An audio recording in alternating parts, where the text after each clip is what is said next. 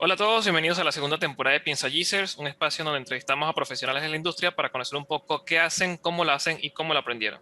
El día de hoy contamos con un invitado muy especial, una persona que viene teniendo ya una presencia interesante en el mundo de los GIS en Internet desde hace algunos años, específicamente sobre todo en lo que es el área de software libre con QGIS. Es una de las personas que está liderando unos proyectos más interesantes para revolucionar un poco lo que es el software escritorio con el plugin de Dashboard en QGIS. Y también tiene una presencia interesante en lo que tiene que ver con la educación GIS a nivel online, ¿no? Con algunos cursos en Udemy y otras plataformas.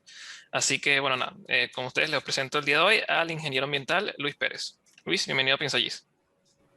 Hola Leonardo, encantado. Muchas gracias por la invitación. El honor de tener esta oportunidad.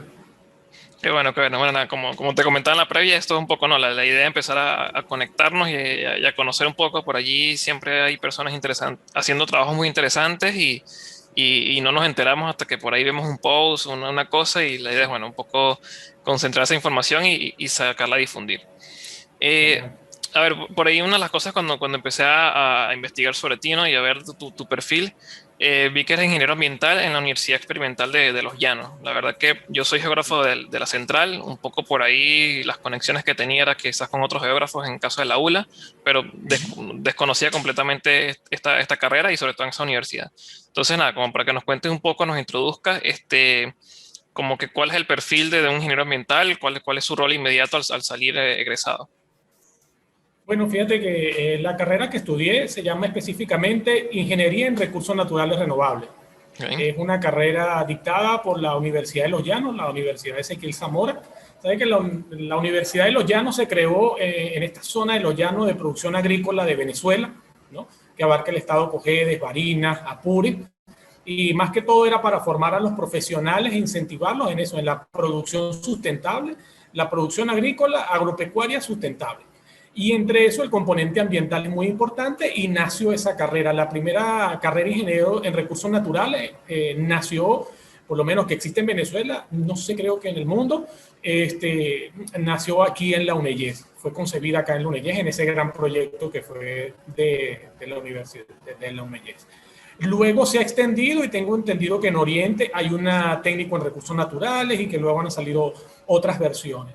El problema de estas carreras novedosas es cómo insertarnos en el perfil laboral porque no existe digamos, esa categoría de ingeniero en recursos naturales. Entonces, bueno, o nos asimilamos a ingeniería ambiental o nos asimilamos a ingeniería forestal. Claro. Pero ciertamente tenemos un poco de ambas, ¿no? Sí, sí. Esa es más o menos la historia de la carrera. Una carrera muy bonita, muy amplia.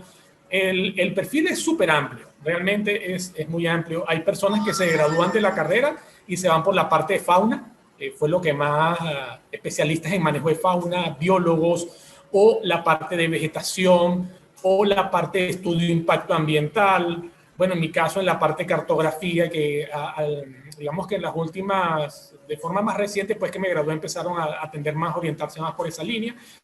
En la parte de seguridad industrial, ¿no? Por la parte Claro.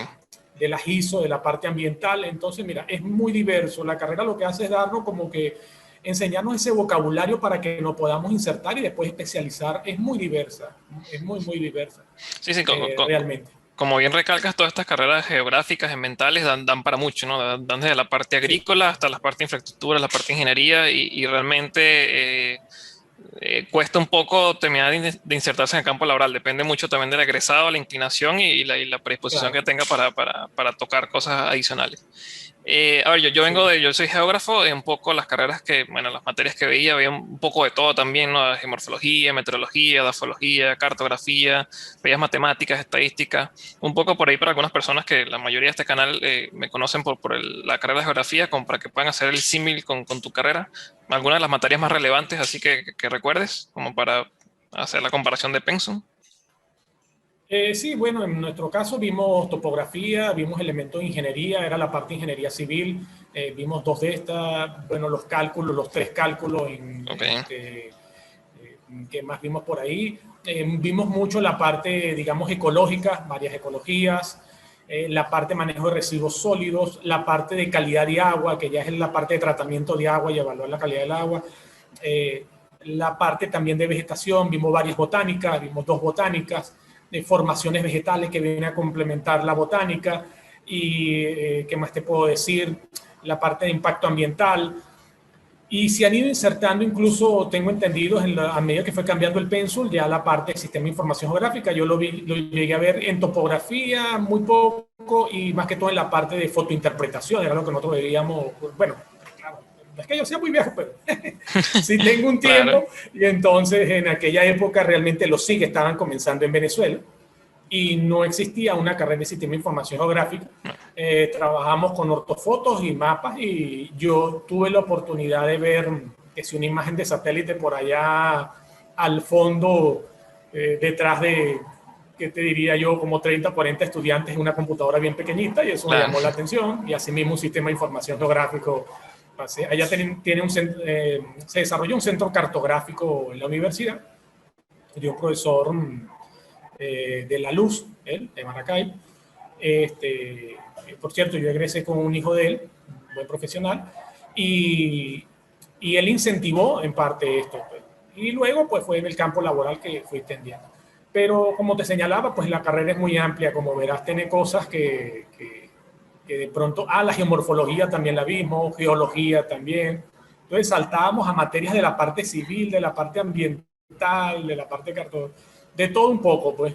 Y el trabajo de los profesores era tratar de combinar todo ese bagaje de conocimiento que uno lo pudiera aprovechar. Bueno, muy interesante y sobre todo eso, se ve el componente ambiental que tiene bastante y sobre todo la parte de ingeniería como tal, ¿no? La parte de cálculo, numérica fuerte.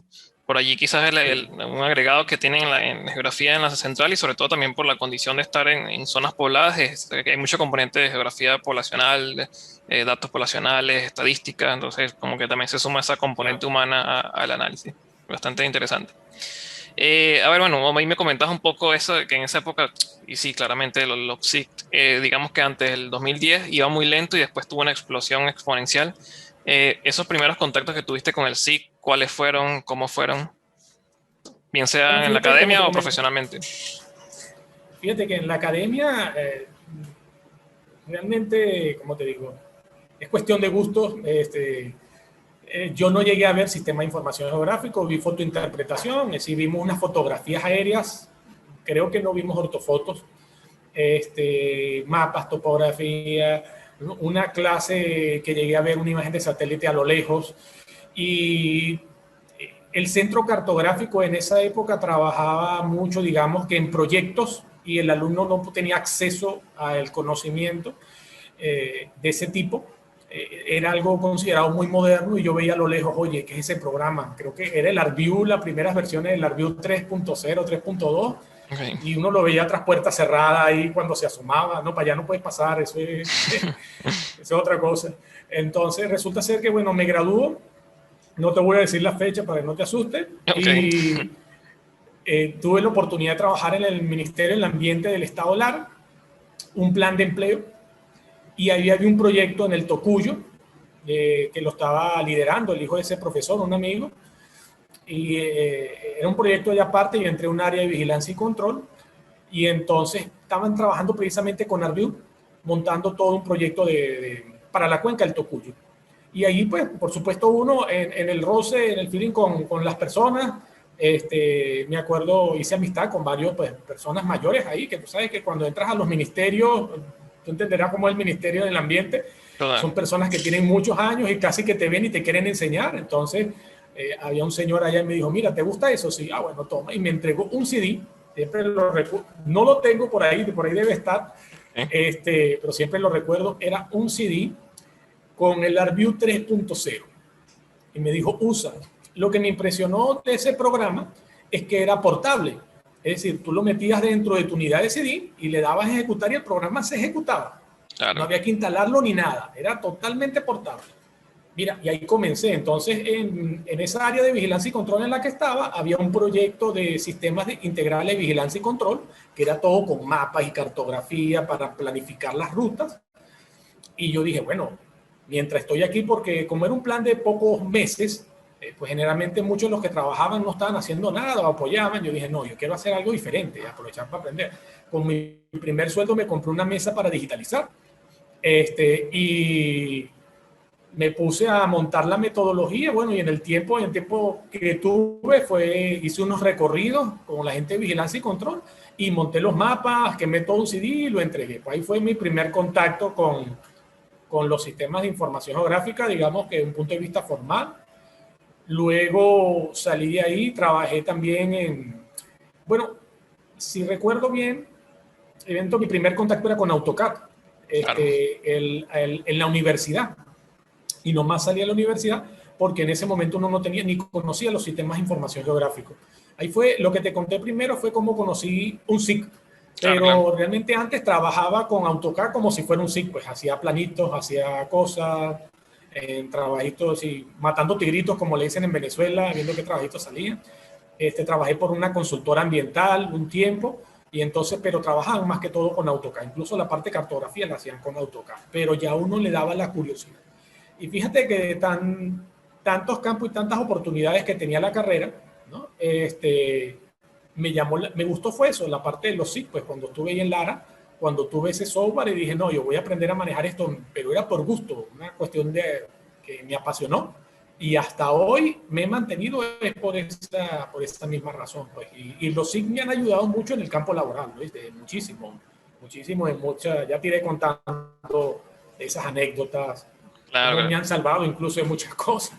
No, Sí, no, total, sí, total. sí, sí. No, muy interesante es ese desenlace. Inclusive ayer estaba haciendo una entrevista con un profesor y también mencionaba el ArcView, también mencionaba el factor común del AutoCAD. Y es muy interesante cómo, sí, AutoCAD obviamente sí es un software que tiene mucho más tiempo, viene más del área de la arquitectura, es un software para diseño de precisión. Sin embargo, yo haciendo la tesis en 2015, llegué a ir a departamentos de catastro a pedir información y todavía tenían el catastro en AutoCAD, todavía se hacía levantamiento de información municipal en AutoCAD. Y es un vicio que quedó, como que creo que a nivel de ministerios y costó mucho Sí. quitar en el tiempo y creo que aún todavía hay muchas áreas donde toca hacer esa migración. Entonces, es importante cómo en algún momento sí se hizo el esfuerzo, pero por allí las nuevas generaciones eran por ahí las que iban proponiendo los cambios de tecnología. Muy, muy interesante ese recorrido. Sí, sí. Ahora, hablando Bueno, ya un pero poco, AutoCAD también tiene su componente GIS. sí, sí, hay un AutoCAD Map y AutoCAD también tiene todo. su componente SIG.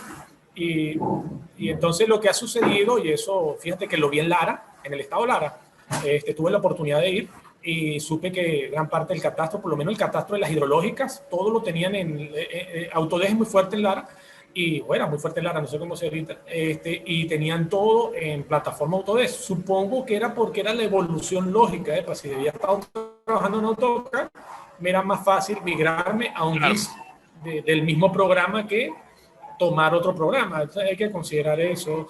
Fíjate que en Oriente y creo que de donde tú vienes, en Caracas, utilizaban mucho MicroStation.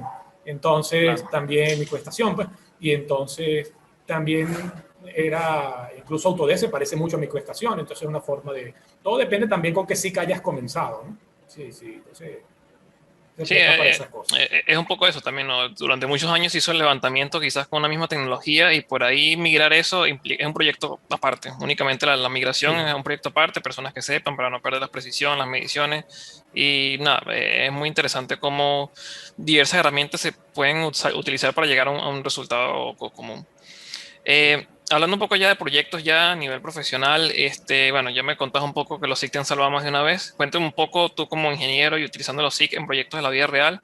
Quizás un proyecto en particular que tú hayas dicho, wow, aquí los SIC marcaron una diferencia, este cliente no conocía los SIC y logré venderle una diferencia.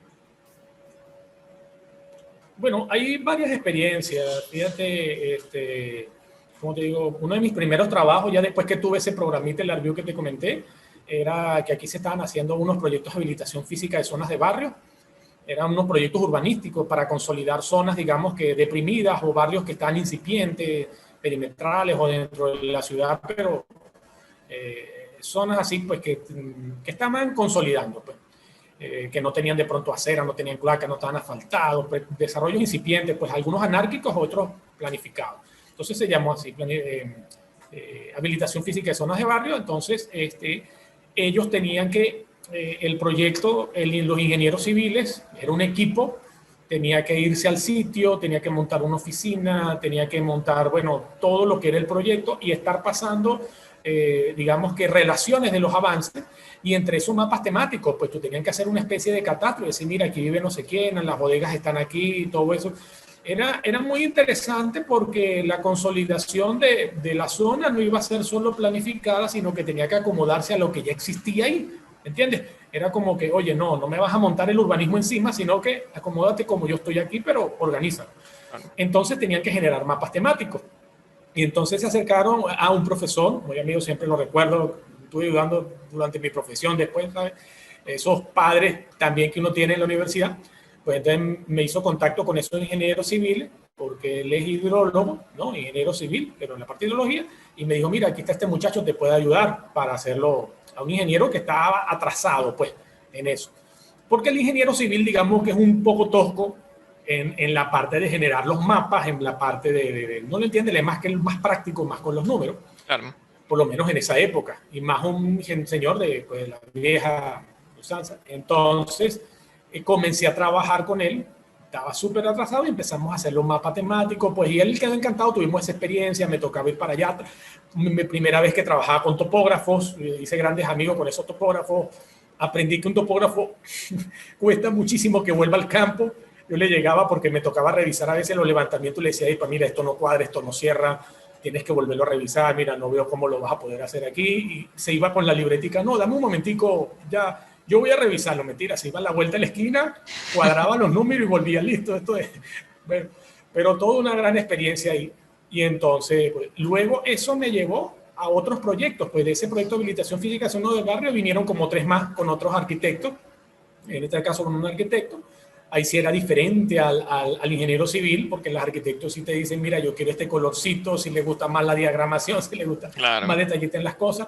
Y tuve esa experiencia, pues fue ese aporte de los SIC, que ellos no lo conocían, pues ellos se fascinaban cómo llenaba yo una tabla de datos con la ubicación, es decir, el identificador de la vivienda, y de pronto le generaba todo ese montón de mapas temáticos de casa en buen estado, mal estado, cerca de los cauces, sin techo, con techos, sin asfalto. Entonces, todo eso permitía, pues generar, el SIC te permite, ahorita es muy común, pero en esa época no lo era, y te permite generar resultados.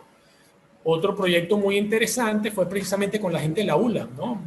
Me fascinó ese proyecto, un profesor acá también, gracias a ese enlace, el mismo profesor que te señala el hidrólogo, tenían un proyecto de un profesor que en paz descanse, murió afectado por el COVID aquí, y él me buscó para que lo ayudara con un proyecto de puentes, de un sistema vial, que él había hecho en otras oportunidades, pero que quería llevarle un sistema de información geográfico. Un profesor que desarrolló, el profesor Enrique Downey, la primera metodología de puentes del país, ¿no? Okay. Fue su trabajo.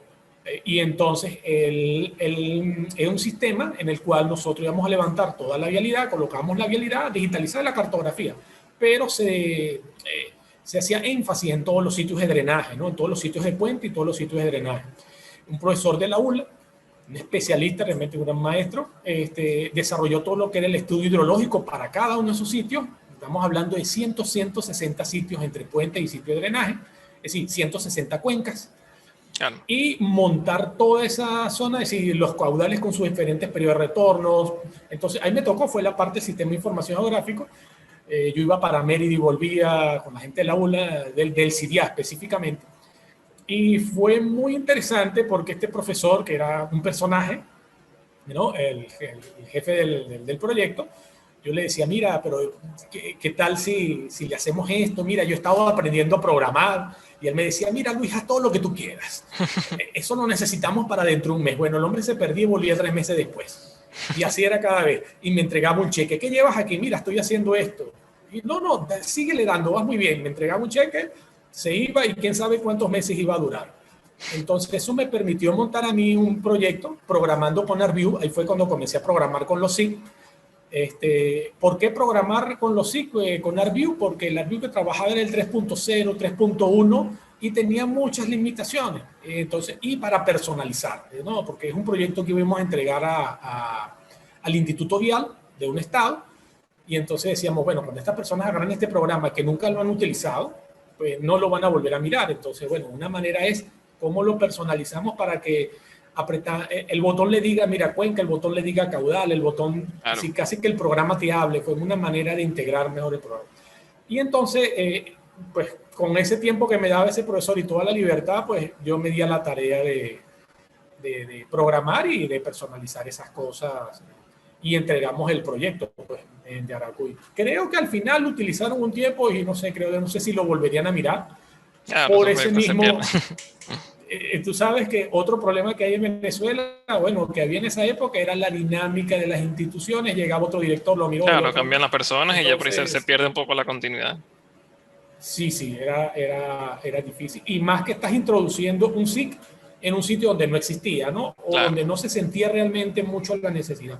Pero la idea del SIC era que cuando, por lo menos cuando hubiera un evento que se dañó un puente, tuvieras un sitio de datos, tuvieras un caudal de diseño y no tuviera que la persona, porque es lo que me decía el profesor, porque había hecho bastante trabajo de reparación y construcción de puente y me decía, cada vez que me toca una emergencia, tengo que ponerme a inventar, claro.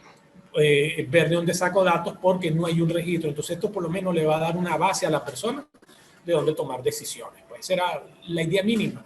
Pero el programa se unió con otros programas. Había otro profesor, un programador del CIDIA, que montó un programa que permitía el diseño de todo lo que eran las estructuras para socavación y otro montón de cosas que realmente no manejo, pero era un sistema completo si se quiere. Lo que pasa que eso sí lo tenían que ejecutar bajo MS2, pero tenías todo un pool de cosas ahí. El ArcView como base de datos geográfica y los otros programitas para la parte estructural, pues. Entonces, ese era un proyecto grande, pues, en ese aspecto. Pues, fue muy bonito por la libertad que me dieron Sí, de poder desarrollar, pues. eso es muy interesante cuando uno tiene esa oportunidad de llegar a un lugar donde no hay nada y te dan la libertad Sí. de explorar y de romper sin miedo a romper nada realmente. Así que sí, o sea, una recomendación es eso, cuando logren entrar en un lugar que por ahí esas primeras experiencias de trabajo donde se da la libertad de crear, pues realmente ser lo suficientemente curioso como para crear cosas. Y un poco la reflexión siempre de los SIC es que viene a cambiar mucho la concepción de cómo las personas entienden los datos, ¿no? Porque les da otra dimensión, no Claro. solamente, y actualmente pasa mucho, todavía muchas empresas siguen manejando su tabla de Excel, su columna y filas, pero cuando le llevas eso a un tablero, a algo más digerible, sobre todo eso, los SIC te ayudan a hacer más digerible la información, que es la misma que está en una tabla, pero ahora la espacializas, le pones indicadores, le pones botones. Entonces es un poco eso, facilitar el tiempo de búsqueda de información, saber que está allí y enfocarte por allí en otras cosas, en análisis, en buscar resultados. Bueno, hay un poco la siguiente pregunta y un poco con eso, ¿no? Quizás ya saltémonos este proyecto, porque ya me lo comentaste, pero ¿qué proyectos te fueron exigiendo programar? Y obviamente nuestras carreras, por más diversas que sean, eso no se da en la carrera. ¿Y cómo abordar esa necesidad de empezar a programar cuando no es propio de tu carrera y qué condiciones particulares te lo exigieron, aparte de personalizar el archivo? Fíjate que lo de la programación nació desde la carrera. En cuanto a uno le dan un poquito de programación, ¿no? La informática, te digo que de broma pasé esa materia. Era con Pascal y pues era engorroso. Fíjate lo interesante, ¿no? Quizás si yo hubiera estudiado geografía, no me hubieran gustado tanto los SIC, no me hubieran apasionado. Pero cuando tú lo estudias desde de una carrera diferente y los SIC son una herramienta que te van a ayudar a aplicarlo, entonces tú te fascinas con esa tecnología, ¿no? Es decir, cómo las variables ambientales yo las puedo colocar, representar espacialmente, cómo me ayudan a entender mejor los modelos, evaluar el impacto ambiental, evaluar tantas cosas. Entonces ahí te fascinan y dices, ya no hay límites, la mente dice, no, vamos avanzando más, vamos a conocer mejor esto, entonces te enamoras de eso. Claro. Lo mismo ocurre con la informática. Con la informática, yo vi una parte de informática y no me gustó mucho realmente. Pero, oye, uno comienza desde la calculadora científica, ¿no? Un HP 48G, y dices, concha, le voy a ver cómo me ayuda esto a sacar mejor estos cálculos. Y entonces comienza, no, pero esto está para programar. Y uno por curiosidad lo hacía.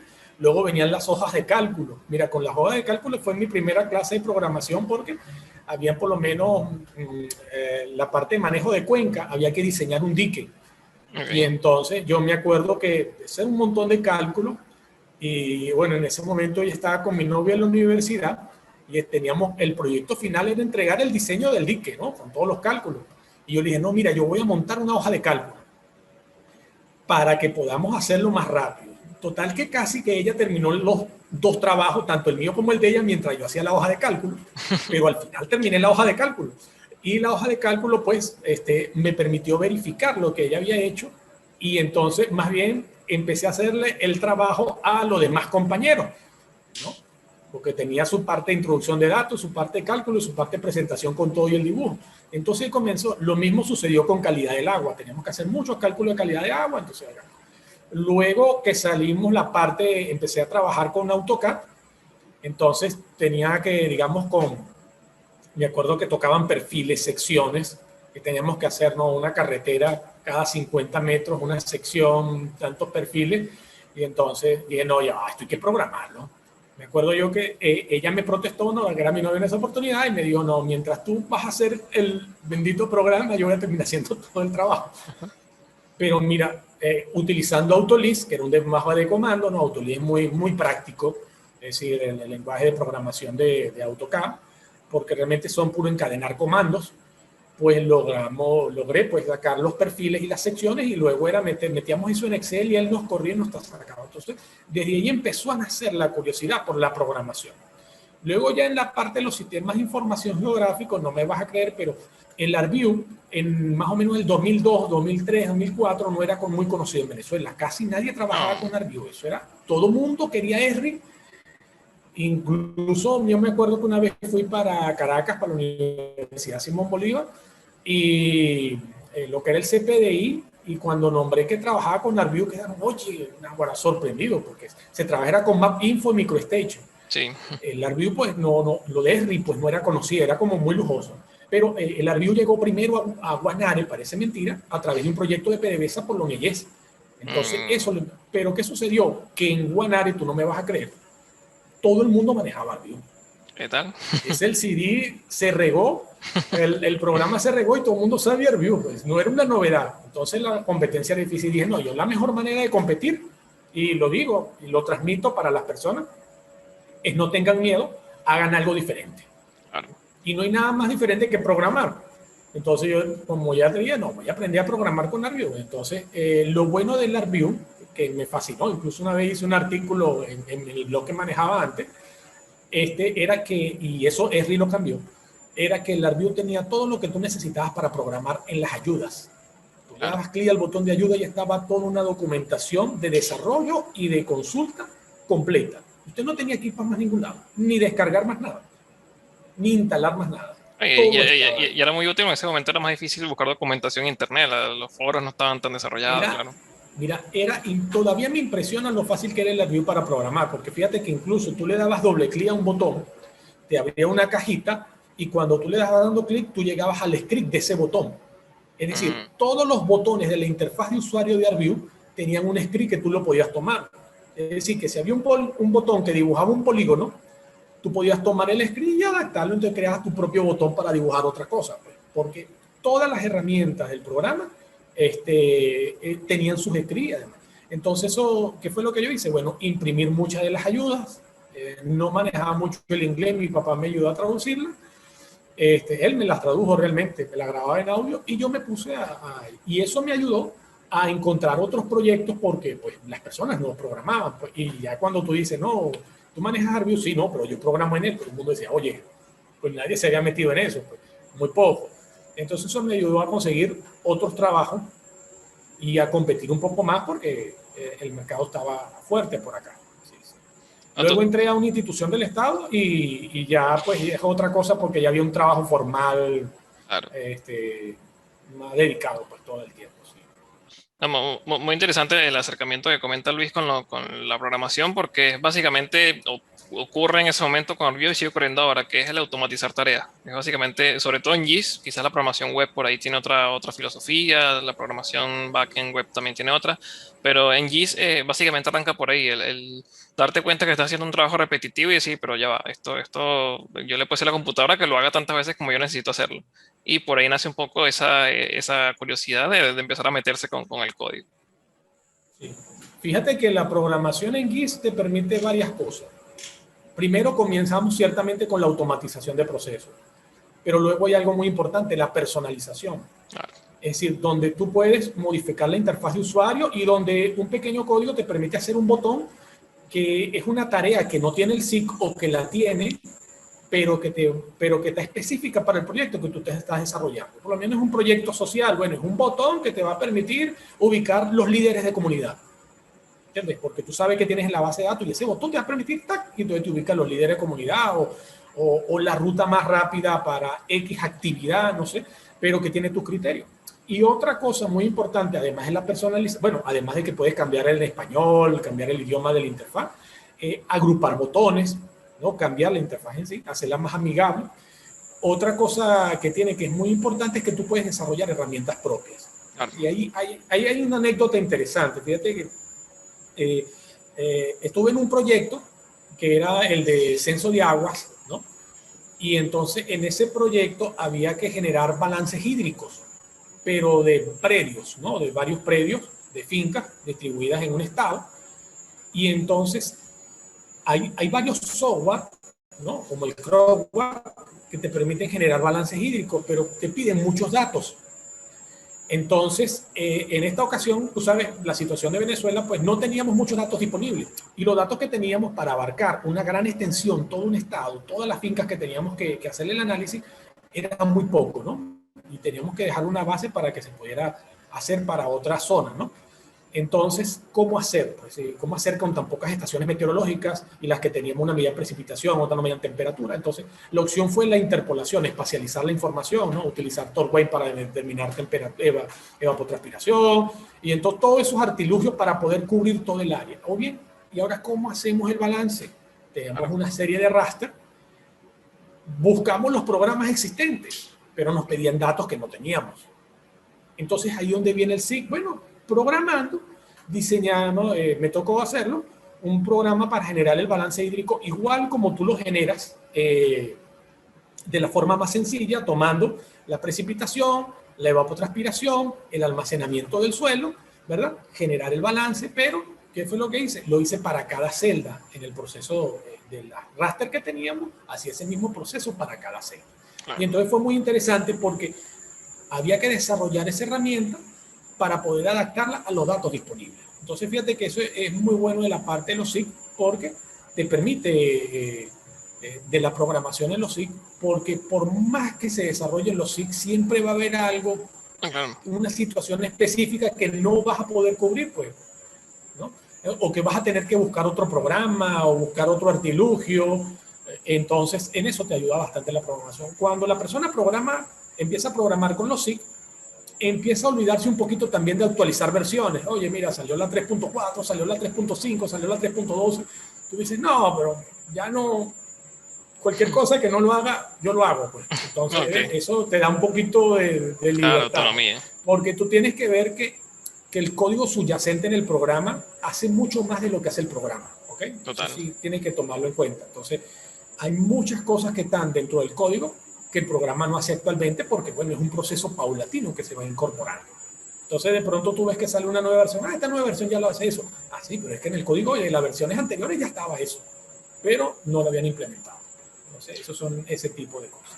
Y dato no menor, todo lo que tiene que ver con personalización tiene un costo, ¿no? Tiene un valor, tiene una manera de darle precio a un proyecto y justificarlo ante un cliente. No solamente hablamos de personalización visual, sino, como comentaba bien Luis, procesos específicos por allí.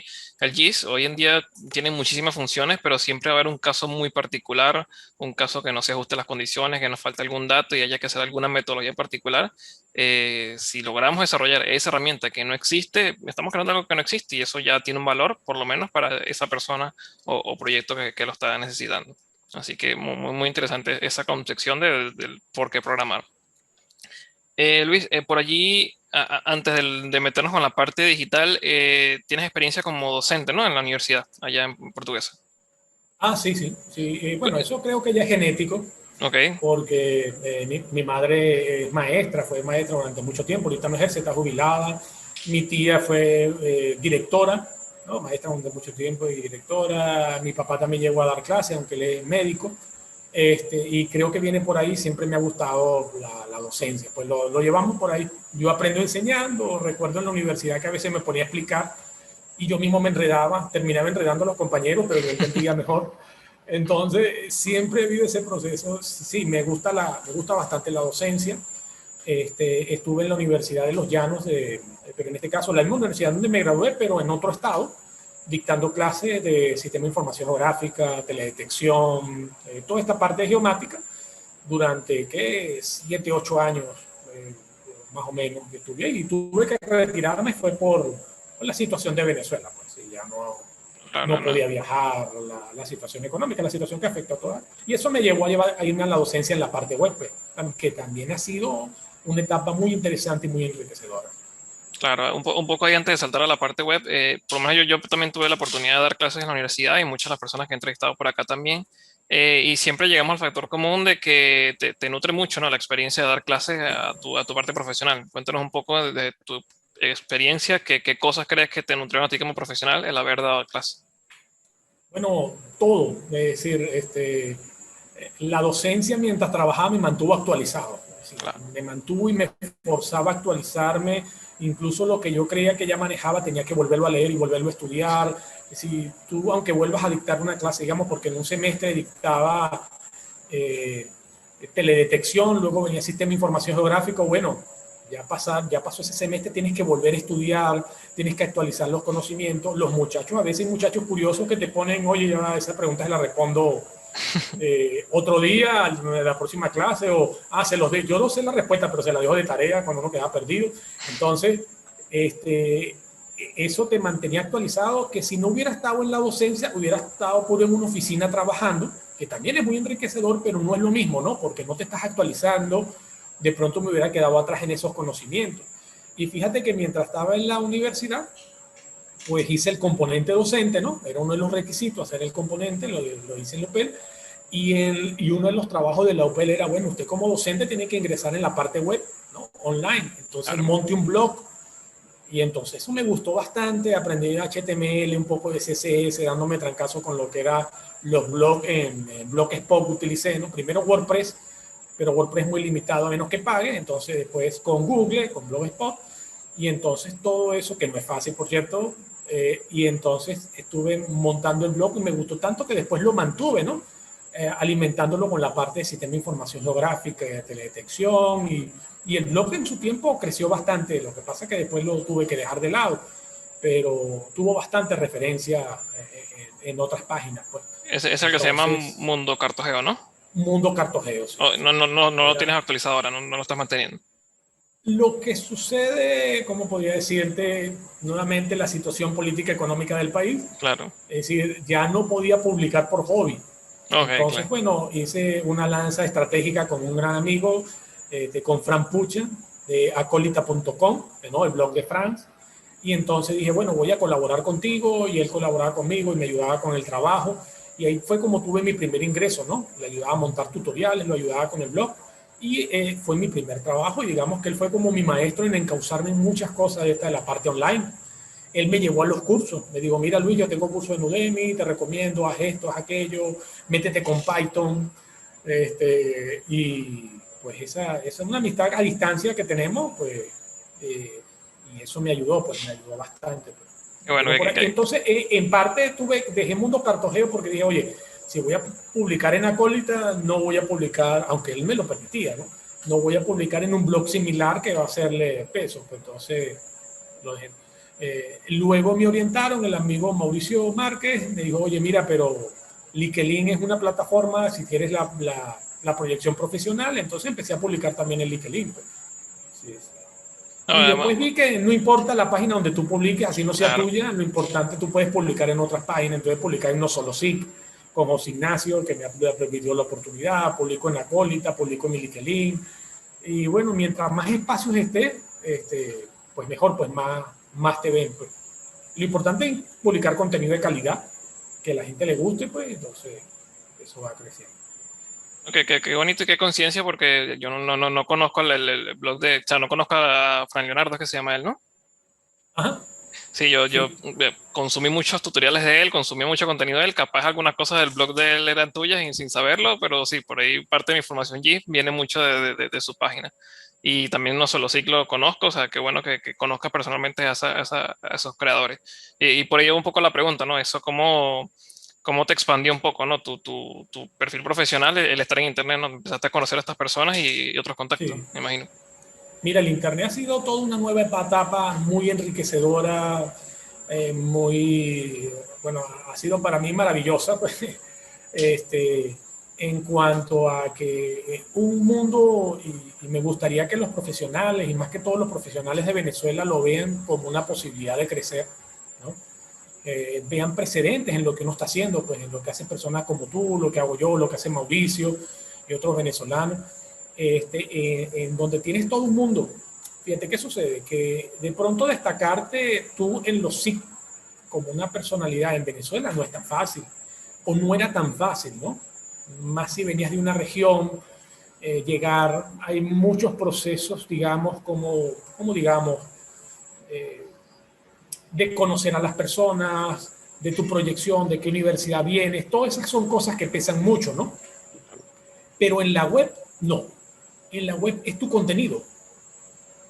Tú puedes ser una persona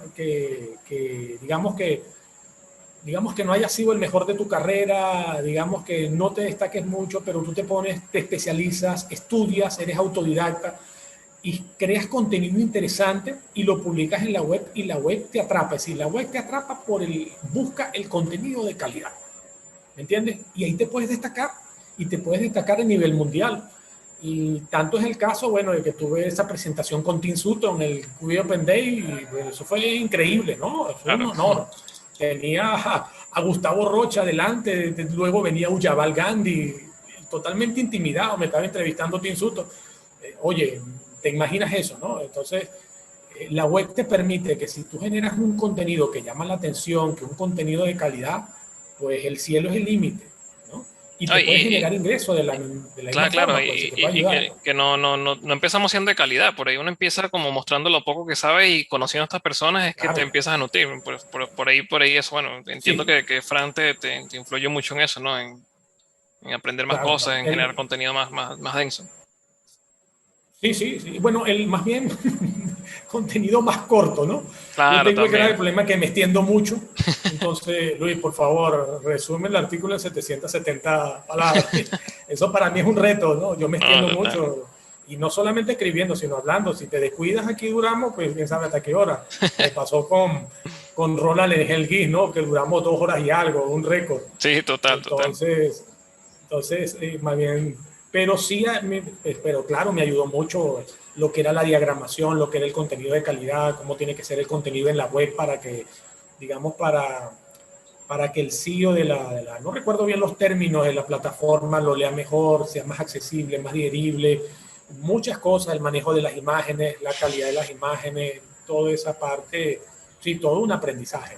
Sí, uno no cree que esas son cosas muy moda, ¿no? Por ser internet, pero nada, por nada que ver. Yo también, por ejemplo, hubo una época de mi carrera profesional que consumí muchos tutoriales, consumí muchos tutoriales y yo decía, oye, este tutorial está bueno, pero yo lo haría distinto.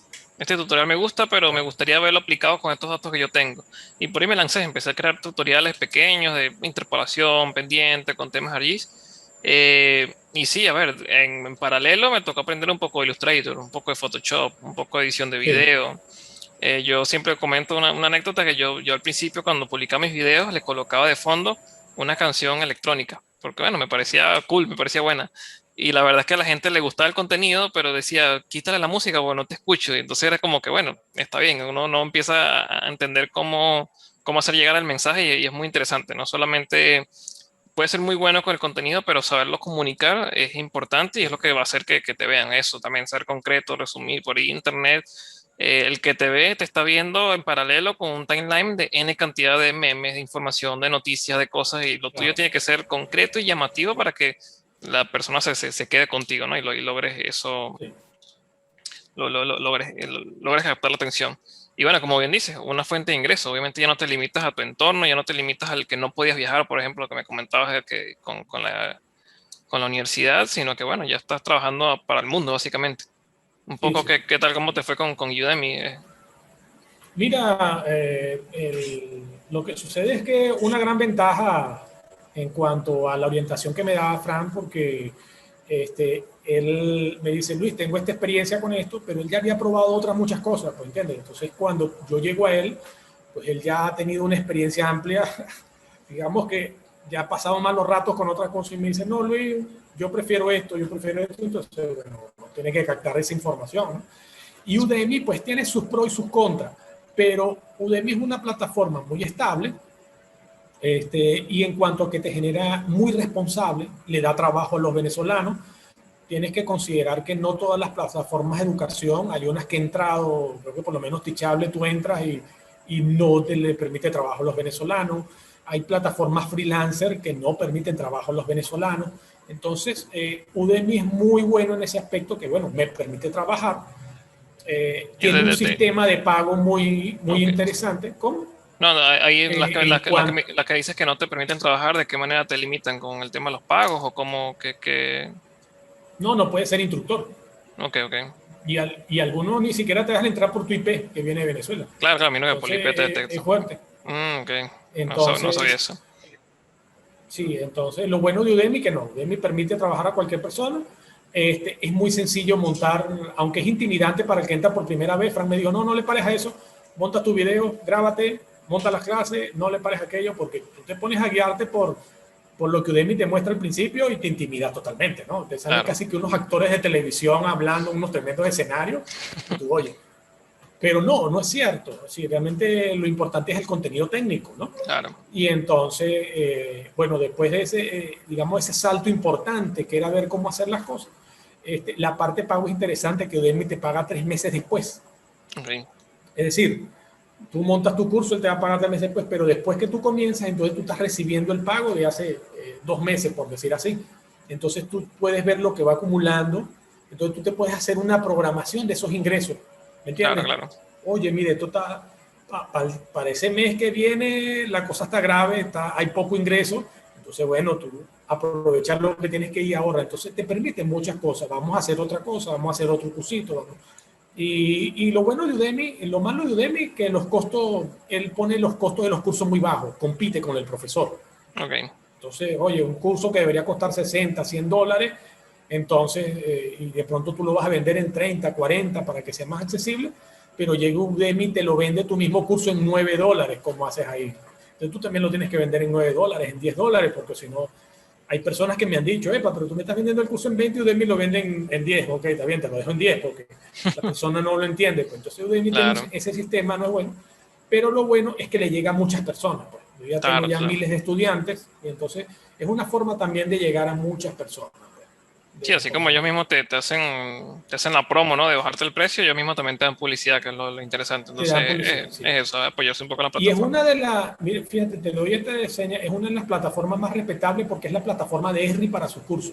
Sí. No sé si lo saben. Sí. Udemy, ellos tienen un apartado, se llama Esri Udemy. Ajá, Udemy, claro. Y entonces toman su apartado y toman Udemy por lo sólida que es esa plataforma, no es otra. Entonces, eso es muy bueno, tener esa confianza, pues. Inclusive los cursos de Esri salen con el diploma de Udemy que tiene su diagrama, su holograma y todo eso. Buenísimo. Exacto, el mismo. Sí, y a ver, otro factor interesante del Internet es el tema del LinkedIn. También veo que eres una persona muy activa por allí, que un poco cambios te ha traído eso, conexiones. A mí me parece muy interesante porque sabes que el que está allí está buscando algo profesional, o sea, es una persona que va enfocada en ver algo profesional. No es lo mismo publicar en Instagram o en Facebook, que por ahí, como te digo, se mezcla con otras cosas. ¿Cómo te ha ido un poco con LinkedIn? Mira, ha sido genial. Ahí se lo agradezco al amigo Mauricio Márquez Goa, fue el que me orientó, me dijo, Luis, ok, tú genial todo lo que publicas, todo chévere, pero muchas de las cosas que tú publicas no se dirigen a ti, ¿no? O no lo identifican contigo, ¿no? Publicas en Facebook, pero es otro tipo de red, entonces te recomiendo que te metas más en LinkedIn. Entonces me dio ciertas orientaciones y empecé, me dio esa gran enseñanza. Mira, si vas a publicar un artículo en un blog, públicalo en tu LinkedIn también para que forme parte de tu actividad profesional. Y bueno, y de ahí comencé esa actividad en LinkedIn que no tenía. Yo era muy activo en Facebook. Facebook es una buena plataforma para vender cursos, para vender cosas.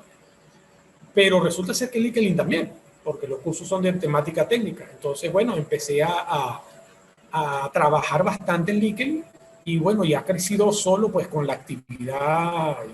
Ha sido un trabajo diario, pues, de los contactos, de responder, y sí, es una plataforma laboral y me ha llegado oportunidades de trabajo por ahí, pues algunas que he podido concretar, otras que no, pero ha sido muy interesante. Incluso lo del plugin ha llamado la atención y entonces me han escrito y tengo algunas personas que le he quedado mal, que tengo que reunirme con ellas, porque ven lo de los tableros, los dashboards y me dicen, mira Luis, yo quiero un tablero, pero que haga esto, que se conecte a internet y haga esto. Bueno, vamos a verlo. Pero oye, el desarrollo del plugin es un trabajo también tiempo completo, o por lo menos ese es el compromiso que hice, pues, además de otras actividades que tengo. Claro, totalmente. Entonces, pero muy interesante eso. Esto es también un aprendizaje para los emprendedores. Hagan su actividad en LinkedIn, muestren contenido de calidad y las personas lo van a buscar. Es interesante que incluso me han hecho ofertas de empleo para cosas que no son de mi perfil. Y yo he quedado, oye, pero no, que queremos que dé una clase de informática sobre, yo, es que maneja la tecnología, sí, yo, pero no esa tecnología, ¿no? Dispositivos móviles y cosas así, pero así, claro, nada que ver con los sistemas de información geográficos. Pero ¿qué es lo que sucede? Que como tu perfil está siendo visto y estás ganando relevancia, entonces a veces te pueden llegar incluso ofertas que no son necesariamente tu perfil, pero que las puedes tomar, pues. Sí, total. Si estás desocupado, si tienes tiempo. Entonces, de ahí lo importante, pues, es muy importante. El LinkedIn ha sido una gran plataforma, una gran palestra para proyectar. Y el crear comunidad, el conectarse, ¿no? Supongo que en el último año fue que te salieron también las entrevistas con el Jeep, todos los foros de QGIS de Panamá, entiendo, también hay un grupo importante. No, sí, lo de Panamá, conocí al amigo Jonathan, una gran ayuda. En eso fue dando tumbos con respecto al financiamiento del plugin, porque como sabrás, aquí en Venezuela pues no puedo generar una campaña de crowdfunding, no de una forma formal, sino que tengo que buscar una persona en otro país. Entonces, bueno, eso fue un arduo trabajo haciendo contactos con diferentes asociaciones, contactando personas, y bueno, y la gente de QGIS Panamá, que es una comunidad GIS incipiente que está creciendo, Jonathan, que es muy emprendedor, pues ellos me dieron el apoyo, pues, el apoyo, 100% el apoyo. Vale, buenísimo. Justamente tuve la oportunidad de ver clips de algunas de las entrevistas, no te voy a mentir, no las vi completas todas. Y me llama mucho la atención que siempre eres una persona que cuando hace una reflexión hace alguna especie de cita, algún libro, alguna cuenta, algún blog. Cuéntanos un poco de cómo consumes tu contenido, cómo te nutres y algunas recomendaciones, ¿no? También como para seguir. Sí, claro. Lo que sucede es que bueno, creo que también te tocará a ti, cuando tú estás publicando un artículo, digamos que publicas un artículo en un blog, un tutorial, pues desarrollas una metodología, haces una cita y siempre dices, ok, pero siempre tú piensas, esta es mi opinión, ¿no? Se va a ver como mi opinión. Claro. Para que tenga más solidez, yo debería sustentarlo con algo más. Entonces, buscas una referencia. Entonces, te consigues por allá porque realmente lo que tú estás escribiendo, alguien más lo escribió, alguien más lo dijo, pero no recuerdas quién fue. Entonces, eso te lleva a que, bueno, vamos a buscar, no, mira, fue Víctor Olaya. Vamos a colocar la cita. Víctor Olaya lo dijo. Esto lo dijo no sé quién, esto lo dijo. Entonces, eso comienza a que tú te vayas a sustentando tu conocimiento. Claro. Porque a veces en el mundo SIC tendemos mucho a buscar mucha información, muchos tutoriales, sabemos de todo, pero no sabemos quién lo dijo. Sí, total. ¿Okay? ¿Por qué? Porque no nos detenemos. El pedacito que le sirve y se va.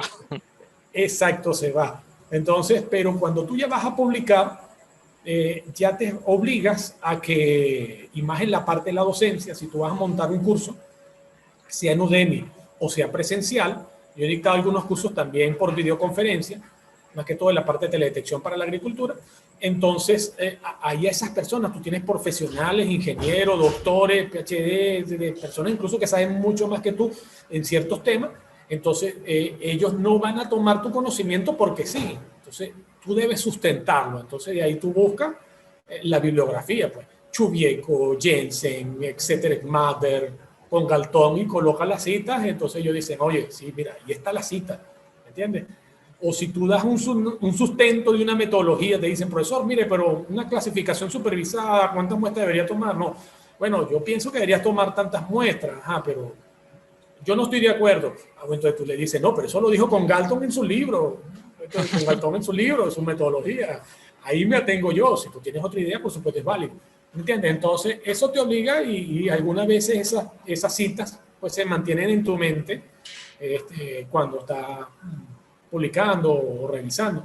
Y eso genera digamos que, un comportamiento que es bueno cultivar y mantener, que es de que cuando estés escribiendo, copia la cita, coloca la cita, mantén presente quién es el que lo está diciendo, ¿no? Claro. Ahorita estoy preparando un material para unas clases y fíjate que tomé unas citas y estaba revisando el libro Sic de Víctor Olaya, muy bueno, y entonces él hace una cita y reviso la cita y cuando veo es Luc Ancelin, no sé si lo has escuchado nombrar.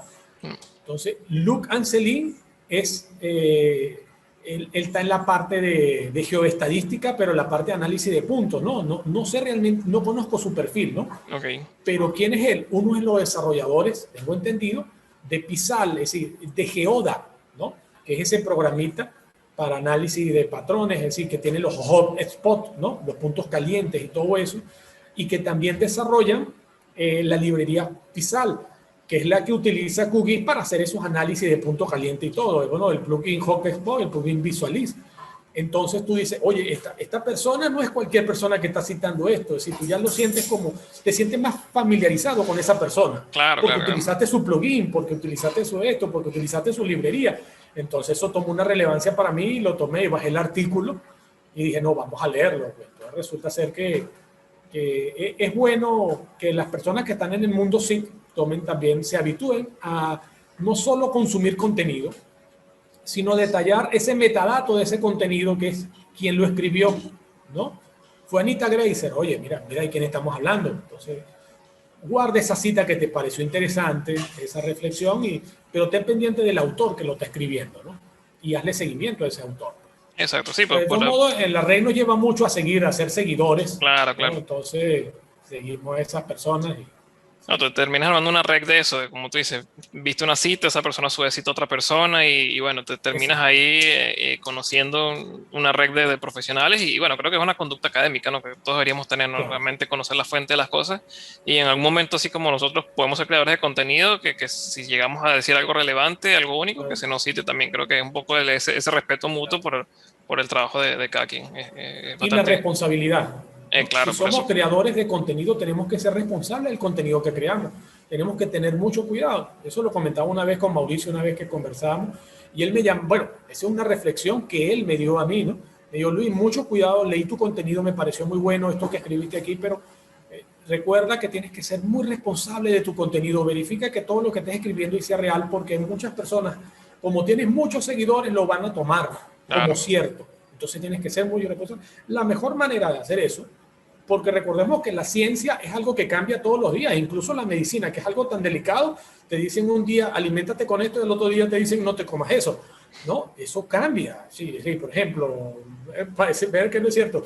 Decían, tómate un jugo de naranja todas las mañanas, que es muy bueno. Dicen, no te tomes un jugo de naranja todas las mañanas porque el ácido es malo. Entonces, las cosas, la ciencia cambia, e incluso en nuestro cambio cambia muy rápidamente. Pero una manera de ser responsable es decir, mira, no es solo mi opinión, mi experiencia, sino que este autor también lo cita. Claro. Y por lo menos eso le da un soporte al contenido que tú estás transmitiendo. Y llamo a las personas que cuando transmitan un contenido, traten de soportarlo con algunos autores, verificar que lo que dicen es cierto. O si están diciendo algo que pudiera ser controversial, bueno, coloca la cita de la persona que lo dijo primero. Sí, o que señala algo similar. Por ahí también si entiendes la fuente de esa persona, entiendes dónde sacó su idea, un poco eso. También de repente si redacta un artículo de buenas prácticas, hoy no va a ser lo mismo dentro de 5 años, pues ya cambió el código, ya cambió la manera. Entonces es un poco eso, darle trazabilidad a la información y saber de dónde viene, quién la hizo y por qué. Y por ahí pues hasta aprendemos a pensar un poco como esas personas también, ¿no? Y tomar algo de eso. Luis, a ver, bueno, ahí mientras hablamos de los SIG se menciona mucho Arview, y bueno, eso es algo ya bastante viejo, pero realmente por lo que tú te destacas es por QGIS. ¿En qué momento arrancas con QGIS y bueno, por qué hoy en día QGIS es el software que tú más usas, más promocionas? Bueno, fíjate que eso viene una concatenación de sucesos. Primero, pues, mi gran amor era Arview, ¿no? Programé con él, ¿no? Luego vino el duelo, ¿no? Cuando lo eliminaron, ¿no? Lo removieron y apareció ArcGIS, pues fue un golpe fuerte, ¿no? Más porque el conocimiento no lo pude llevar y dije, bueno, tengo que adaptarme al nuevo. ¿Y cuál es el nuevo que viene? ArcGIS. Bueno, impresionante, una plataforma más completa. Cuando quise programar en él, pues ahí sí tuve una barrera. ¿Por qué? Porque ArcGIS te permitía que si Visual Basic, que si Python, que si, oye, que un montón de cosas y tú decías, ajá, pero ¿cuál me meto? Python, no, pero Python no puedes utilizar, era puro proceso en esa época, ¿no? Estoy hablando ArcGIS 8, ArcGIS 9, era puro proceso y no te permitía interfaz de usuario, para eso Visual. Ah, ¿cuál? Visual Basic. Recuerda tú que el aprendizaje de un nuevo lenguaje es un esfuerzo nada despreciable, ¿no? Es grande, es grande. Entonces, cuando dije, bueno, será Visual Basic, ahí porque ya después de la experiencia con AV9, con ArcView 3.2, ya uno va más poco a poco, ¿no? Entonces, resulta ser que de pronto Henry dice, no, ya no vamos a mantener soporte Visual Basic, ahora es VisualNet. Yo dije, no, ya va, que hay una inestabilidad muy grande. Sí, Cuando voy a la documentación, entonces resulta ser que la documentación para programar era aparte, ¿no? No estaba todavía en esa época en el 8, en el 9, 9.0, tanto en la web. Entonces, era todo un proceso. Lo que sucede es que Henry se dio cuenta que había un mercado y un recurso muy grande en el desarrollo. Y te dicen, ahora va a ser más fácil porque puedes programar con muchas cosas, pero realmente no era más fácil, ¿no? Pero era como lo vendían. Entonces, bueno, literalmente me detuve en todo lo que era la programación. Recuerdo que salto al software libre por un proyecto con la consultora ambiental con la que trabaja, que me llamaba para ciertos proyecticos en la parte de GIS, y entonces fuimos a Oriente, a PDVSA, específicamente en el Tigre, y entonces, bueno, primero me dicen, monte una propuesta, montamos la propuesta con ArcView, y de broma nos mataron. Le dijimos, bueno, podemos, yo le fui sincero, le dije, vamos a montar el proyecto en ArcGIS, ¿no? Pero si quieren algo personalizado, puede ser en ArcView. Lo pueden tener ahí, es un programa pequeño, lo pueden integrar y podemos hacer una plataforma. No, eso... Nos sacaron el decreto 3022, si recuerdo, no, 3022 el de calidad de agua. Pero sé que es algo 3000 algo, el de software libre, ¿no? Y entonces nos dijeron, no, aquí estamos con software libre, ¿qué tal, tal, tal, tal? Ay, Dios, ¿cuál software libre? ¿Qué es eso? ¿Ahora con qué nos metemos?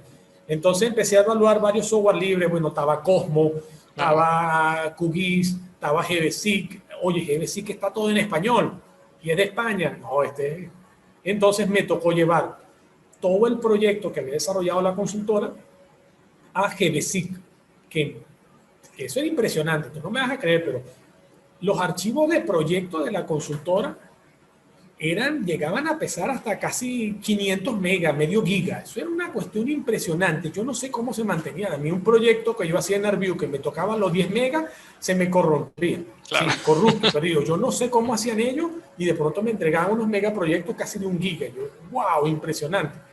Entonces, ese proyecto, llevarlo a GBSIC fue un reto. Realmente mi trabajo, no tuve un trabajo de SIC como tal, sino el trabajo fue llevar todo el proyecto a GBSIC. Entonces tuve que hacerlo en 3 o 4 proyectos, porque GBSIC no era tan estable en esa versión, la 1.9 creo que era, y bueno, lo entregué con un frasquito muy delicado, decía frágil, porque la persona podía abrir los mapas y podía abrir los layouts. GBSIC era muy bueno en ese aspecto, porque tú podías colocar varios layouts por cada vista, ¿no? O por lo menos un layout por cada vista. Pero si usted se ponía a jurungar mucho ese proyecto, el programa se le colgaba, porque era mucha información. Entonces tuve que entregar como 3 o 4 proyectos. Y ahí comenzó el software libre. Entonces, esa inestabilidad de GBSIC, aunque no fue su culpa, el proyecto era muy grande, me llevó a evaluar otras opciones. Y entonces, ya cuando comencé en la parte online web, empecé a tocar QGIS. Dije, no, este es un software más estable, más avalado por Ogeo. GBSIC tuvo una depresión, Cosmo también, entonces empecé a tocar a QGIS. Y bueno, empecé más que todo para la publicación web en el blog de Frank. Creo que tengo casi 60 artículos de tutoriales de QGIS, ¿no? En cuanto a puro QGIS. Pues entonces decidí, no, voy a tomar QGIS. No era que quisiera dejar ArcGIS de lado, pero entonces venía el problema de que para instalar ArcGIS en mi computadora es muy pesado, tenía que buscar el crack, la versión pirata, eso ya me tenía estresado.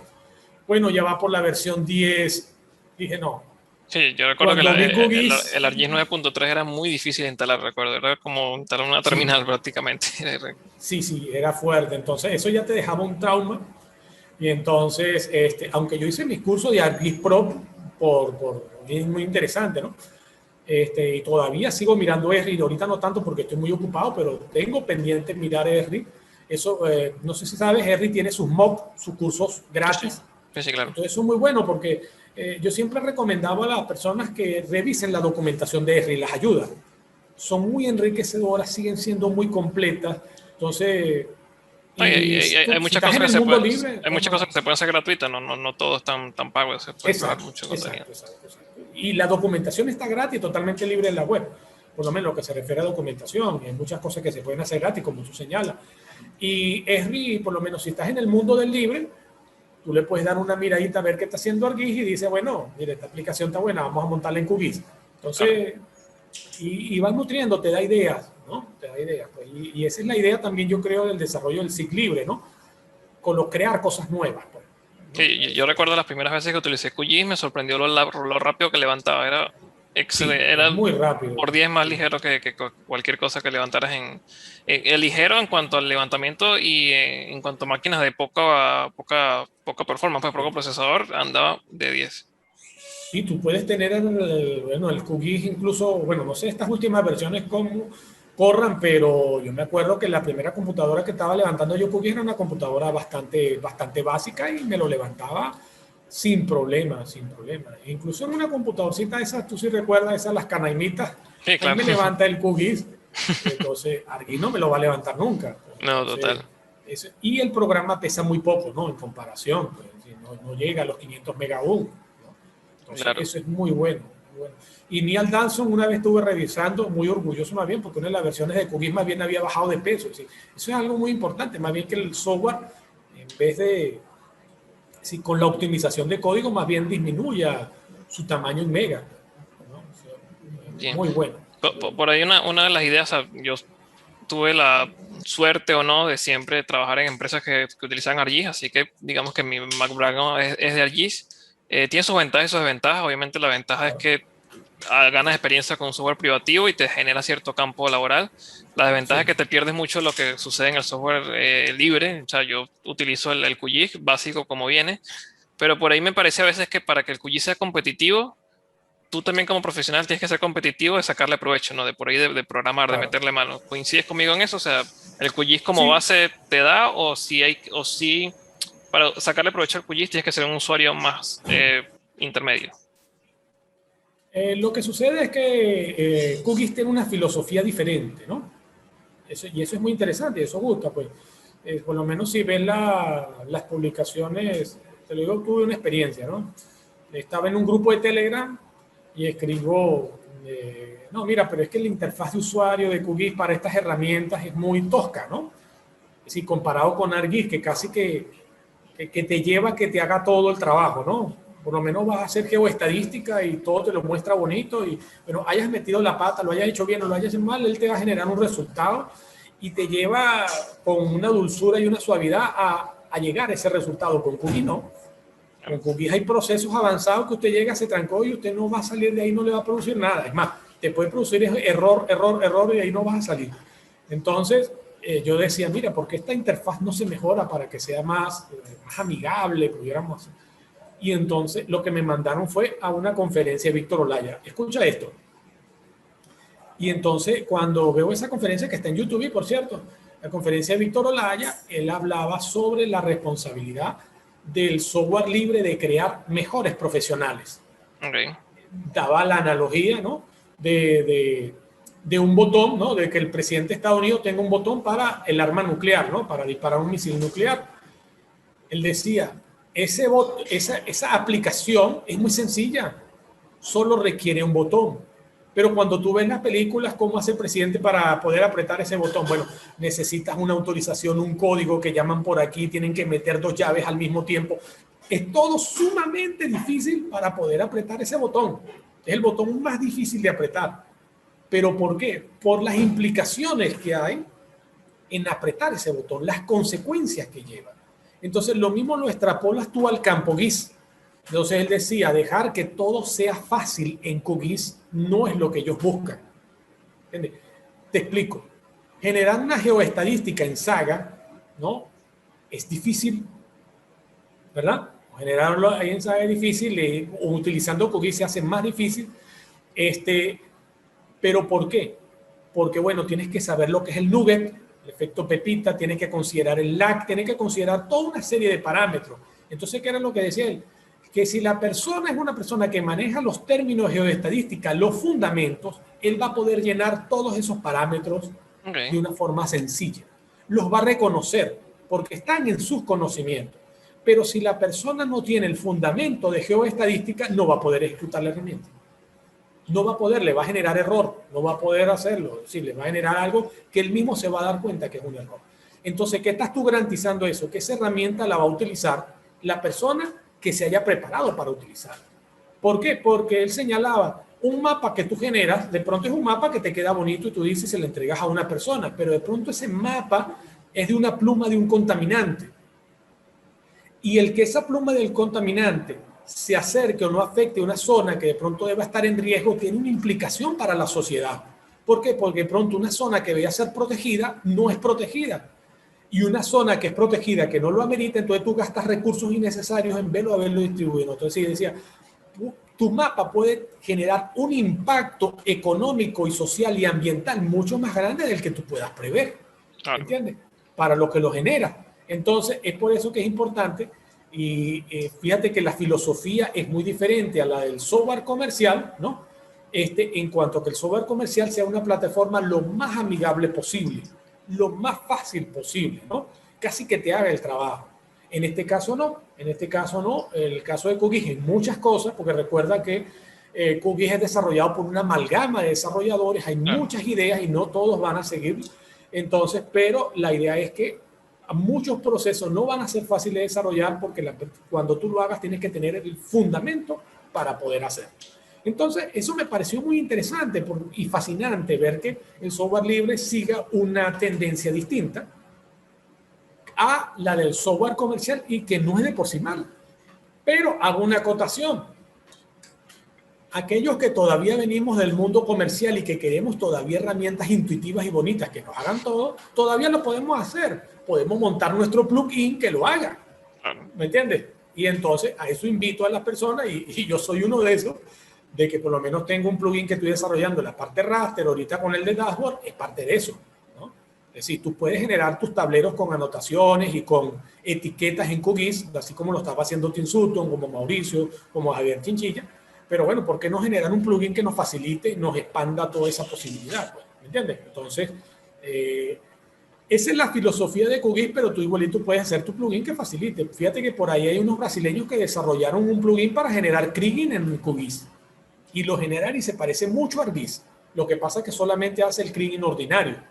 Okay. Pero hicieron todo mira, te hace el semivariograma, te permite, sí, creo que tomaron la idea de ArcGIS o de otro software que son muy sencillos y lo montaron ahí. Entonces eso es genial, pues sí, el software libre cabe para todo. La verdad que muy interesante esa idea, me encanta tenerla de alguien que es usuario, digamos que hay bastante avanzado de QGIS. Como siempre digo, vengo mucho de lo que es el software privado y sí, a ver, te comento que siempre una de las críticas que se le hace es que son cajas cerradas. ArcGIS siempre apuesta mucho al usuario, al todo usuario con el tema del ArcGIS Online, los tableros, algo habrás visto de eso, los Operation Dashboard. Sí, claramente busca un mercado donde abarque cualquier tipo de usuario, que sea fácil, que sea sencillo, pero lo interesante de QGIS es eso, que bueno, también hay mercado para todo y para las personas más científicas, por ahí, más especializadas. Y eso, saber qué está pasando detrás del geoproceso. Por ahí una de las cosas que se le critica mucho a ArcGIS es que son cajas cerradas, que no sabes con qué fórmula hizo el raster, con qué fórmula calculó la interpolación. Y bueno, creo que eso es algo que puedes controlar y desarrollar mucho más en QGIS. Y bueno, obviamente es el sandbox perfecto para poder también eso, visualmente hacer muchas mejoras. Luis tiene un desarrollo de plugin muy interesante. Por aquí en la descripción del video vamos a dejar los links. Hay muchos videos donde los explicas por ahí, que quizás no vamos a alargar demasiado la entrevista con eso, pero bueno, hay videos completos donde él explica el plugin y es un desarrollo bastante interesante y que es algo único, ¿no? ¿Había algún antecedente de dashboard en QGIS antes del que tú estás haciendo? No, realmente, sí, es que realmente lo de los dashboard bueno, si nos remontamos un poco al origen de las cosas, nació de unas conferencias que hizo Ujjwal. No sé si has visto a Ujjwal Gandhi. de Spatial Talk, es decir, pues un genio, ¿no? Y estuvo explorando con las expresiones, haciendo cosas impresionantes con las expresiones de QGIS para análisis climatológicos y cosas ahí que realmente todavía tengo que volver a mirar para ver si las entiendo. Y entonces cosas muy avanzadas. Y entonces esa conferencia estuvieron varias personas, se miran las personas que estuvieron, pues eran personas muy reconocidas en el mundo GIS libre, entre esos Tim Sutton. Y Tim Sutton creo que, no sé, uno de los promotores principales actualmente de QGIS, pues viendo que esa diferencia que hay, que QGIS no tenía tableros de control, le llegó la idea, mira, pero con expresiones puedo hacer tableros de control. Y entonces le empezó a generar tableros utilizando las expresiones y utilizando las etiquetas. Y me acuerdo que estaba yo trabajando con algo, no recuerdo qué era, y me escribió Mauricio, Luis, ¿viste esto? Mauricio Márquez, me parece genial, Tim está haciendo tablero. Yo le dije, no, mira, estoy ocupado, ahorita no lo voy a ver. Mira, Chayer Chinchilla, aprovecha que esto está genial. Bueno, pasaron los días y me puse a verlo, me gustó. Y empezamos lo puedes ver en las publicaciones a distancia, empezamos a innovar, ¿no? Mauricio sacaba, descubría algo nuevo, mira, le logré montar esto. Javier Chinchilla, no, desarrollé los mismos tableros de Tim, pero con SVG y se ve genial, le quedaron espectaculares realmente. Mauricio, no, logré montarle gráfico, no, yo logré hacerle esto. Y así fuimos y creo que apabullamos un poquito a Tim en que le compartíamos todo eso por Twitter, ¿no? Okay. Y entonces, sí, digamos que era una competencia sana sacando cosas y yo dije, ya va, pero ¿y si metemos un poquito de Python en eso? Porque el problema era que los tableros no se actualizaban muy dinámicamente, ¿no? Claro, claro. Entonces, bueno, si capturo la anotación, le puedo mandar la orden, esa era mi idea, ¿no? Mandar la orden de que se actualice y se actualiza el gráfico, entonces ya le da interactividad. Y entonces empecé a trabajar en un plugin. Le dije, Mauricio, estoy trabajando en un plugin. Y él me decía, ok, dale. Y entonces por ahí nació todo yo estaba trabajando era con mi plugin de la parte raster. Okay. Pero ahí me capturó eso y me desvié totalmente y quedaron esos proyectos de lado. Y bueno, fíjate que las mejores cosas nacen del apasionamiento, pues de la curiosidad. No, sí, ahí no había ningún otro sentido, sino más, bueno, Javier está haciendo esto, Mauricio, yo también voy a hacerlo y vamos a hacer aquello y vamos a ver qué más podemos hacer. Era meramente que por hacerlo, pues por crearlo, por curiosidad.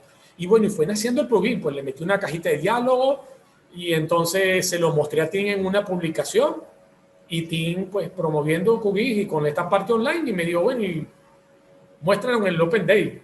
Le dije, coño, me invitaron al Open Day. Entonces, bueno, me tocó pulirlo un poquito más. Eso fue en diciembre. Aproveché los días de diciembre. Pues, claro. Sí, lo que pasa es que fue un diciembre muy productivo, porque un diciembre en pandemia, donde no puedes salir de tu casa, pues con algo tienes que buscar de entretenerte, ¿no? Total. Entonces se te acaban las películas, los videos, todo. Y entonces, bueno, a programar y a intentar. Y entonces fue muy productivo en eso. Tuve la oportunidad de presentarlo, gustó, pues. Y esa idea fue de ahí, pues. Nació de Mauricio mandando un mensaje por Telegram, Luis, mira esto, y de ahí nació todo eso, y ha seguido creciendo, pues.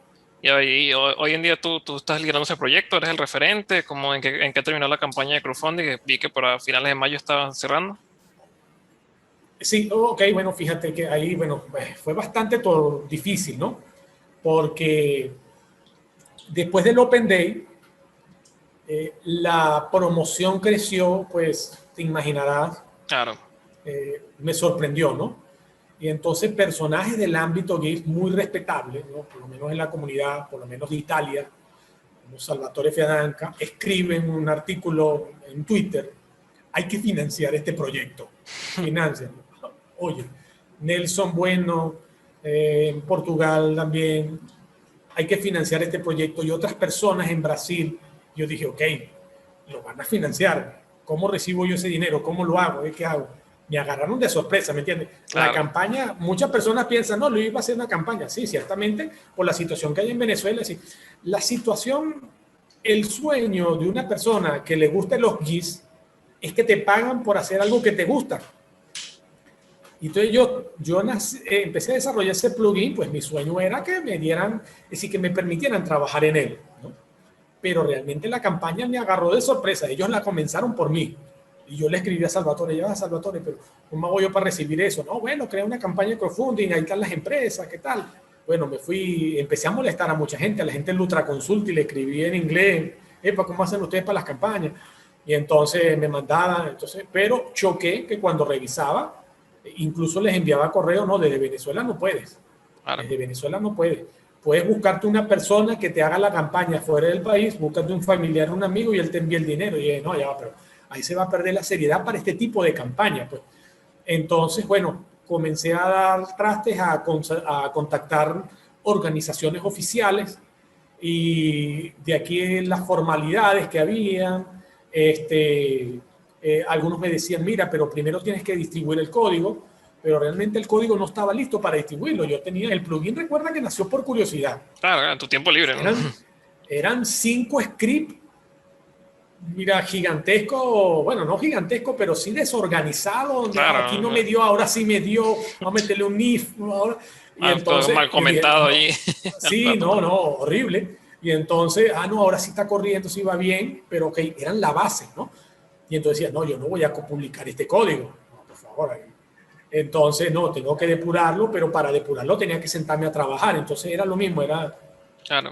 se trancaba, y entonces intenté con unas organizaciones, entonces por ahí no se pudo, ahí se perdieron varios meses, hasta que, bueno, me dieron la idea, conversando también con Mauricio, con orientaciones, con otro amigo del mismo, bueno, pero contacta a QGIS Panamá, contacté a Jonathan, súper receptivo, una comunidad que está creciendo muy rápido, ¿no? De aquí de allá de Panamá. Recuerda que Panamá impera ESRI totalmente, ¿no? Sí. Entonces está incipiente eso. Y entonces me dijo, no, Luis, claro que sí, vamos a darle. Y entonces empecé, es decir, a tratar a generar una campaña, pero después que había comenzado por estas personas que la habían incentivado. Y entonces, bueno, la campaña comenzó. Me sorprendió la receptividad. Es decir, te explico, las campañas de crowdfunding generalmente son desarrolladas por empresas, no por particulares. Okay. Y esas empresas como Lutra Consulting, como Oslandian, desarrollan plugins, ¿no? Claro, también hay plugins desarrollados por particulares, pero es poco común que ellos creen una campaña. Generalmente es un equipo de desarrolladores, no es una sola persona, ¿no? Y eso generalmente es financiado por empresas europeas. No hay la costumbre o digamos que no existe esa costumbre por parte de Latinoamérica, de Hispanoamérica, de financiar desarrollos, ¿no? Incluso eso lo conversé con un señor de Oslandia.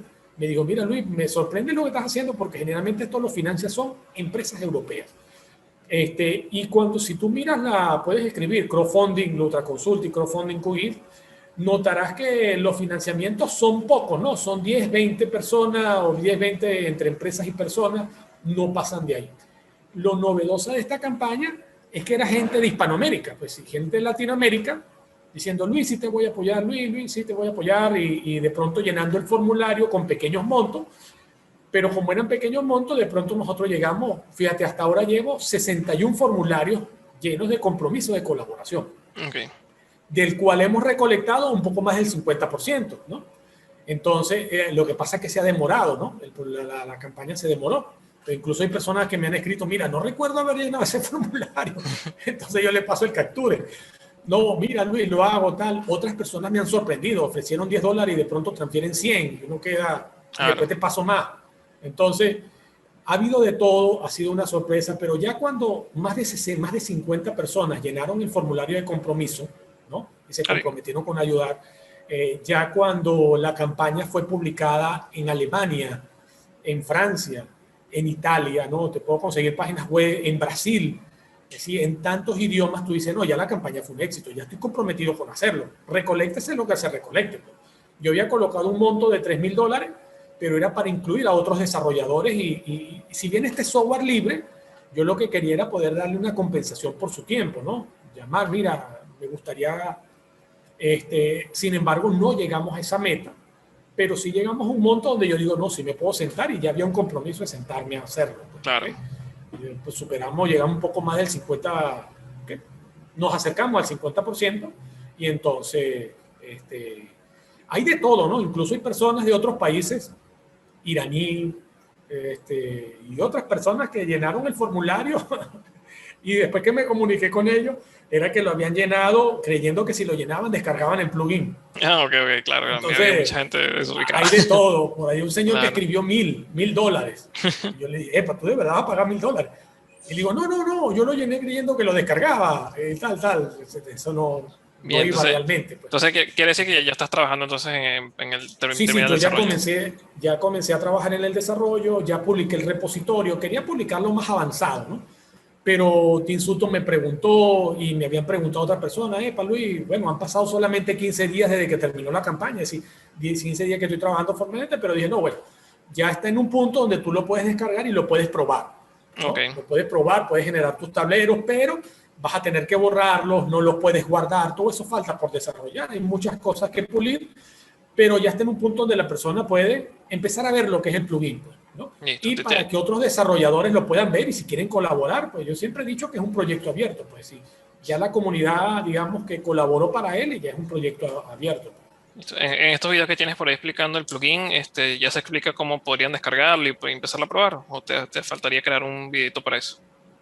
Bueno, realmente de eso no lo he hecho porque eso es algo, pero sí debería hacerlo, Claro. porque las personas están acostumbradas a instalarlo desde el repositorio de QGIS. Este no está en el repositorio de QGIS porque no está listo, está en el repositorio personal Ok. del desarrollador que soy yo. Y entonces, pero sí debería hacerlo. QGIS tiene algo muy bueno en estas nuevas versiones, no nuevas, desde la 3.2, 3.4 lo tiene, que es que tú puedes instalar el plugin desde un SID. Es decir, realmente si la persona entra en el repositorio que tengo, le da clic en la parte de descargar, le va a descargar un zip. Ese zip entra en QGIS, le da el botón complemento y hay una opción que dice instalar por zip y él se Dale, lo buenísimo. instala automáticamente y ya está listo. Dale, buenísimo. Pero sí hay personas que me han estado preguntando, Sí, por ahí hay nunca personas que lo he quizás hecho. no están tan familiarizadas con los repositorios, entonces capaz eso estaría bueno. Exacto. No, vale, buenísimo. Lo que sí le he colocado es úselo con precaución, está en desarrollo, Claro, esa todos los cosa. disclaimers. No, no, buenísimo. Por Sí, aquí sí. también vamos a dejar el link entonces de ese repositorio, algún videito donde se explique. Y nada, a Claro. mí también vi mucho el ruido que hizo el tema del tablero, toda la movida en internet y me emocionó mucho y hasta le llena un poco de orgullo, ¿no? Porque obviamente la comunidad Yije en Venezuela es muy incipiente, es Sí, sí. muy dispersa y que alguien desde allá esté generando este impacto dentro del mundo de software libre es muy interesante y bueno, una evidencia más de lo que se puede hacer teniendo presencia en Internet, ¿no? Por allí, Venezuela, con todas las Sí. dificultades que se tiene, se está logrando posicionar de alguna manera, sin contar de que, bueno, por ahí en el interior capaz las cosas son un poco más complicadas, el tema de luz, Internet, y sin embargo, bueno, con todo eso se sale adelante. Así que, bueno, de Sí. verdad, Pero felicitaciones y fíjate, que siga gracias, gracias. creciendo eso. Fíjate, Leonardo, que lo que quiero rescatar, que más importante que el plugin mismo, es el precedente, ¿no? Claro, Es el precedente para los emprendedores venezolanos y los emprendedores de cualquier país. Fíjate, hoy me escribí a una persona que sé que es de un país árabe por el nombre, ¿no? Pero no me dijo de dónde era. Y me dijo, oye, estoy viendo tu plugin muy bueno, porque me han escrito de todas partes del mundo. Y de pronto me dijo, mira, te puedo pasar mi currículum, estoy buscando trabajo. Y yo le digo, yo también. Pero fíjate, yo soy de Venezuela, no tengo un trabajo formal ahorita, estoy con este desarrollo, pero tú eres de que no, yo trabajo con QGIS y manejo Python. Entonces le dije, bueno, pero toma la idea, el ejemplo que hice, pues. Genera un desarrollo interesante, compártelo en la web y si gusta, solicita recursos para ello ya. Creo que lo más importante de esta experiencia es eso, ¿no? Es el precedente, se puede, ¿ok? De pronto no vas a recolectar todo lo que quieras, todo lo que deseas, pero lo que recolectes te va a ayudar, ¿no? Y se acaba de demostrar que la comunidad está presta para ayudar a esos emprendimientos, ¿no? E incluso en Latinoamérica, que no está acostumbrada a hacerlo. Entonces, cualquier emprendedor de Venezuela, del mundo GIS o de otro mundo, de otro campo, tienes una idea, te parece brillante, te parece buena, comienza a desarrollarla, públicala, déjala que las personas lo vean. Y si las personas les gusta, pues eso se va a empezar a difuminar. E incluso de pronto ellos mismos comienzan la campaña como ocurrió conmigo por ti. Ya comienzan ellos a solicitar recursos. Es decir, que se puede hacer. Y creo que eso es muy bueno porque puede incluso impulsar aún más el desarrollo de QGIS. ¿No? claro.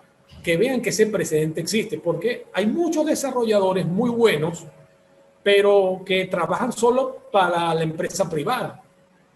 ¿Ok? pero creo que este precedente puede ayudar para que él diga, oye, mira, este desarrollo que tengo aquí, que hice para la empresa privada, lo puedo adaptar, modificar y generar algo genial para Cogir. Voy a publicarlo y vamos a ver si le interesa a la gente. Y de pronto él obtiene unos recursos por eso. Y al mismo tiempo crece el software libre. O si no, no tienes trabajo, cónchale, tan fuerte la situación, estás en cualquier país, eres de cualquier país de Latinoamérica o del mundo, pero te gusta la programación, te metes esto sin miedo, entonces, bueno, busca una idea interesante, créala, comienza a desarrollarla y compártela. Porque ya hay el precedente de que sí puede hacerse, que sí se puede generar un financiamiento. No tienes que venir de una empresa grande de Europa ni nada. El campo GIS está abierto para todo el mundo gracias a Internet, realmente es genial, pues, es genial. Y creo que la pandemia ha ayudado a eso, ¿no? Si bien ha sido un aspecto positivo de la pandemia, porque Claro. eventos como el Cubis Open Day y hay eventos grandes donde uno ha podido asistir. Fíjate que en diciembre del año pasado habían tantos eventos que tú no sabías dónde meterte. Eso era impresionante, se solapaban los eventos, pero eran eventos que normalmente uno no podía entrar, es decir, que Claro. tenías que pagar la entrada, que tenías que ir a ese país. No, todos pudimos entrar a todos los eventos que quisimos, sencillamente con conexión a internet. Eran webinars, eran eventos que antes eran muy formales, que son muy formales, pero que podías acceder a través de internet. Entonces, eso fue un precedente, darse a conocer y todo eso. Entonces, invito a los emprendedores que no tengan miedo, desarrollen las ideas, móntenlas, no necesitan nada más, necesitan un computador, internet. QGIS camina hasta en una computadora súper vieja, Python también. Desarrollen, promuevan y creen su propio trabajo. No, total. Definitivamente creo que las dos grandes reflexiones son un poco eso, ¿no? El ser autodidacta, el ser curioso, el crearse esos microproyectos.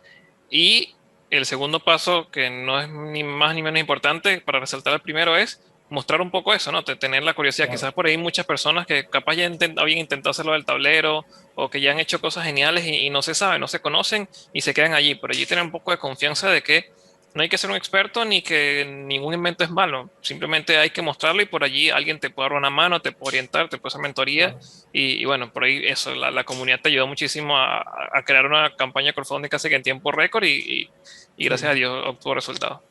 Lo que sucede es que muchas personas publican su desarrollo, por lo menos en LinkedIn, como para captar a las empresas, ¿no? Mira, lo voy a sorprender y entonces la empresa me va a llamar y me va a contratar. Genial, eso ocurre, se ha ocurrido, a mí me ha pasado, pues sí, te llaman, mira, hazme esto, hazme aquello, ¿será que puedes hacer esto y lo otro?